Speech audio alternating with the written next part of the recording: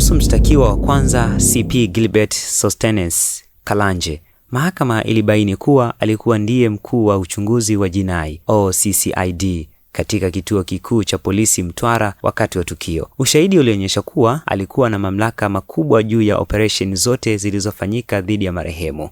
Mahakama iliona kuwa mshtakiwa wa kwanza ndiye aliyetoa maelekezo mbalimbali kuhusu kuitwa kwa marehemu kituoni, kushikiliwa kwake, pamoja na namna ya kuendelea na mahojiano dhidi yake. Pia kulikuwa na ushahidi kwamba alimshirikisha mshtakiwa wa tano ili kumpa marehemu dawa aina ya ketamine. Kwa mujibu wa ushahidi uliotolewa, mshtakiwa wa kwanza alikuwa akifahamu hali ya marehemu ilivyokuwa ikizorota. Hata hivyo, hakuchukua hatua za haraka kuhakikisha anapatiwa matibabu stahiki. Mahakama iliona kitendo hicho huwa sehemu ya uzembe mkubwa uliochangia kifo cha marehemu. Kuhusu mshtakiwa wa pili ACP Charles Morris Onyango, mahakama ilibaini kuwa alikuwa OCS wa kituo kikuu cha polisi Mtwara. Kulikuwa na ushahidi kuwa alikuwa akifahamu malalamiko ya marehemu kuhusu mali zilizochukuliwa. Pia alihusika katika maamuzi mbalimbali yaliyohusu kushughulikia suala la marehemu tangu alipokamatwa kwa mara ya kwanza. Mahakama iliona kuwa mshtakiwa wa pili alikuwa sehemu ya maamuzi yaliyopelekea marehemu kuitwa tena kituoni tarehe 5 Januari mwaka 2022. Aidha, kulikuwa na ushahidi kuwa alikuwa akifahamu mazingira ya kushikiliwa kwa marehemu pamoja na hali yake kiafya kabla ya kufariki. Kuhusu mshtakiwa wa tatu ACP Nicholas Stanislaus Kisinza, mahakama ilibaini kuwa ndiye aliyepokea taarifa za kiintelijensia kuhusu marehemu na mwenzake katika Sadna Lodge. Pia alihusika katika hatua za awali za uchunguzi pamoja na operation zilizofanywa dhidi ya marehemu. Mahakama iliona kuwa ushahidi ulionyesha kuwa mshtakiwa wa tatu alikuwa karibu na mchakato mzima wa tukio tangu mwanzo hadi mwisho. Kuhusu mshtakiwa wa nne Inspector Marco Mbuta, mahakama ilibaini kuwa ndiye aliongoza timu iliyomkamata marehemu na kufanya upekuzi katika nyumba yake Luponda. Pia ndiye aliyewasiliana na marehemu na kumtaka afike kituoni tarehe 5 Januari mwaka 2022. Kuhusu mshtakiwa wa tano Inspector John Yese Msuya, mahakama ilibaini kuwa alikubali mwenyewe kuwa ndiye aliyetoa na kudunga dawa aina ya ketamine kwa marehemu, ingawa alidai kuwa hakufanya hivyo kwa nia ya kuua.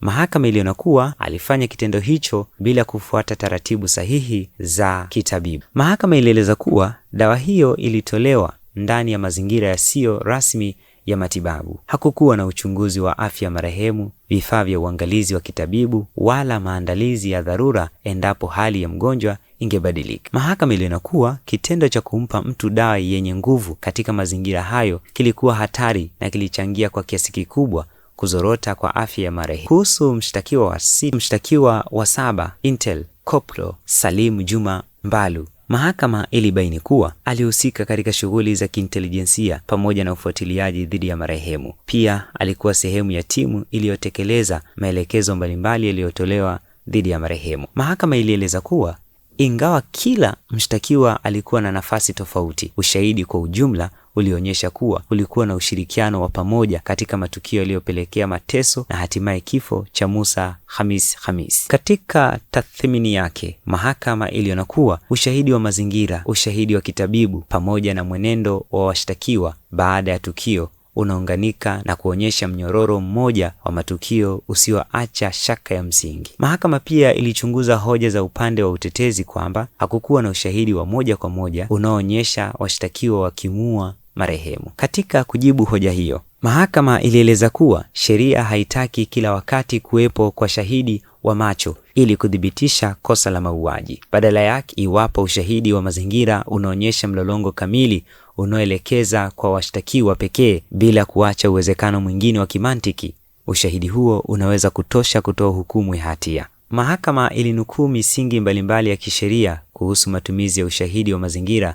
Ilieleza kuwa ushahidi wa mazingira lazima uwe thabiti, uungane vizuri na usiwe na mianya inayoweza kuelekeza kwa mtu mwingine tofauti na washtakiwa. Katika kesi hii, mahakama iliona kuwa marehemu alikuwa mzima kabla ya kuingia kituoni. Baada ya kuingia, alikuwa chini ya uangalizi wa washtakiwa na maafisa wengine wa polisi. Baadaye hali yake ilibadilika akiwa bado chini ya uangalizi huo. Hatimaye alifariki muda mfupi baada ya kutoka katika mazingira hayo. Mahakama iliona kuwa washtakiwa walikuwa na wajibu wa kueleza kwa uwazi namna marehemu alivyopata majeraha pamoja na hali iliyosababisha kifo chake. Hata hivyo, maelezo yao ilionekana kuwa yenye migongano na yasiyoridhisha. Mahakama pia ilitilia mkazo kwamba marehemu alikuwa chini ya ulinzi wa polisi. Kwa hiyo, usalama wake ulikuwa jukumu la moja kwa moja la maafisa waliokuwa wanamshikilia. Katika uchunguzi wake wa ushahidi, mahakama iliona kuwa kulikuwa na kucheleweshwa kwa makusudi kumpatia marehemu huduma ya matibabu licha ya kuona hali yake ikizorota. Kitendo hicho kinaonekana kuwa kutokujali maisha ya binadamu pamoja na matumizi mabaya ya mamlaka. Mahakama ilieleza kuwa hata kama nia ya awali haikuwa kumuua,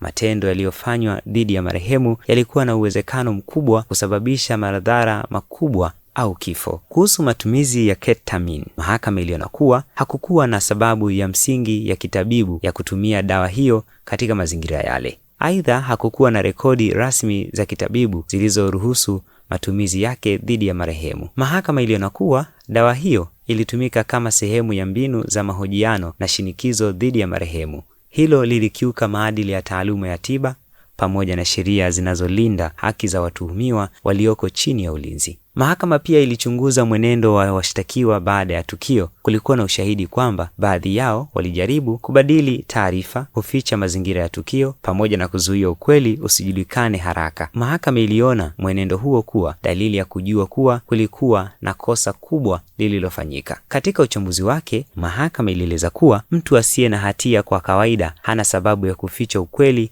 au kubadili kumbukumbu rasmi za tukio.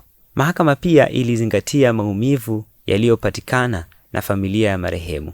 Ilieleza kuwa marehemu aliingia kituo cha polisi akiwa hai na mwenye matumaini ya kupata msaada kuhusu mali zake. Badala yake, alitoka akiwa maiti. Mahakama ilisema kuwa hilo ni jambo linaloumiza sana kwa jamii inayotegemea vyombo vya dola kwa ulinzi na haki. Ikiwa watu wanaopewa dhamana ya kulinda sheria ndio wanaogeuka chanzo cha hofu, imani ya wananchi kwa mfumo wa haki huanza kuporomoka. Mahakama ilieleza kuwa kesi hii si tu kuhusu kifo cha mtu mmoja, bali pia kuhusu ulinzi wa haki za binadamu, uwajibikaji wa vyombo vya dola pamoja na utawala wa sheria. Katika hitimisho lake kuhusu ushahidi, mahakama iliridhika kuwa upande wa mashtaka umefanikiwa kuthibitisha kuwa marehemu aliteswa akiwa chini ya ulinzi wa polisi, akidungwa dawa bila utaratibu halali na baadaye kunyimwa msaada wa haraka wa matibabu hadi kufariki kwake. Mahakama iliona kuwa ushahidi uliotolewa unaonyesha wazi ushiriki wa pamoja wa washtakiwa katika mlolongo wa matukio uliosababisha kifo cha Musa Hamis. Baada ya kuchambua ushahidi wote uliowasilishwa mbele yake, mahakama ilifikia hitimisho kwamba upande wa mashtaka umefanikiwa kudhibitisha shtaka la mauaji dhidi ya washtakiwa bila kuacha shaka yoyote ya msingi. Mahakama iliona kuwa ushahidi wa mazingira uliotolewa ulikuwa wa kuaminika, wenye kuungana vizuri na usioacha mianya ya kuelekeza lawama kwa mtu mwingine yoyote tofauti na washtakiwa. Matendo yaliyofanywa dhidi ya marehemu yalikuwa ya kinyama, yasiyo halali na yaliyokiuka haki zake za msingi akiwa chini ya ulinzi wa dola. Mahakama ilibaini kuwa marehemu alipigwa, aliteswa, alidungwa dawa aina ya ketamine bila utaratibu halali na hakupatiwa matibabu ya haraka licha hali yake kuzorota. Aidha, kulikuwa na jitihada za kuficha ukweli, kubadilisha taarifa pamoja na kuondoa mazingira halisi ya tukio baada ya kifo chake. Mahakama iliona mwenendo huo kuwa dalili wazi ya hatia.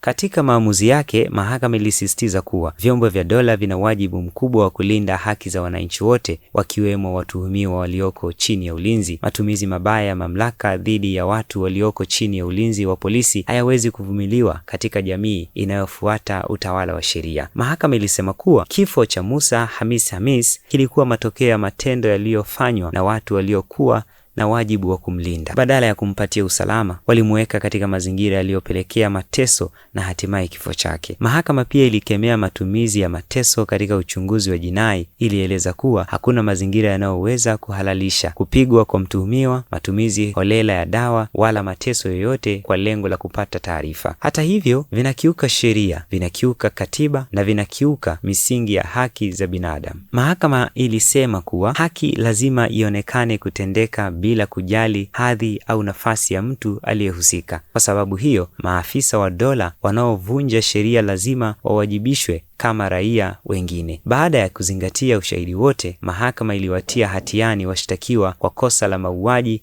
ya Musa Hamis kinyume na vifungu vya 196 na 197 vya kanuni ya adhabu. Mahakama ilitangaza kuwa ACP Gilbert Sostenes Kalanje, ACP Charles Morris Onyango, ACP Nicholas Stanislaus Kinsinza, Inspector Marco Mbuta, Enten Koplo, Salim Juma Mbalu wana hatia ya kosa la mauaji kama ilivyoshtakiwa. Mahakama ilieleza kuwa adhabu ya kosa la mauaji chini ya sheria za Tanzania ni kifo kwa kunyongwa. Katika hitimisho lake, mahakama ilitoa rai kwa vyombo vya dola kuhakikisha kuwa haki za watu walioko chini ya ulinzi zinaheshimiwa, sheria zinafuatwa na matukio ya aina hiyo hayajirudii tena. Mahakama ilisema kuwa uamuzi huo unapaswa kuwa fundisho kwamba hakuna mtu aliye juu ya sheria na kwamba mamlaka ya dola yanapaswa kutumika kwa mujibu wa sheria na haki. Hukumu hii ilitolewa katika Mahakama Kuu ya Tanzania Kanda ya Mtwara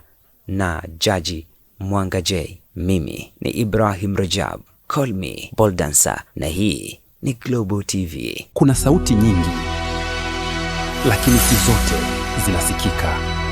Lakini kuna sehemu moja ambapo kila sauti ina thamani.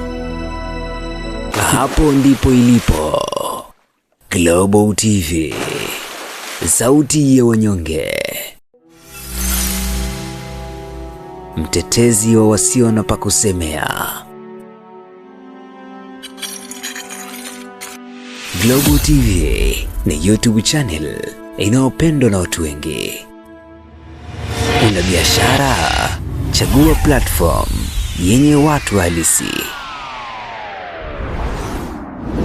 Tangaza kupitia Global TV. Next level.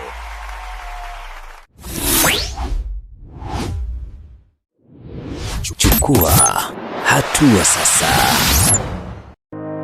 Ili kuwa mwanafamilia bora wa Global TV, usisahau kusubscribe, like, kushare na kucomment.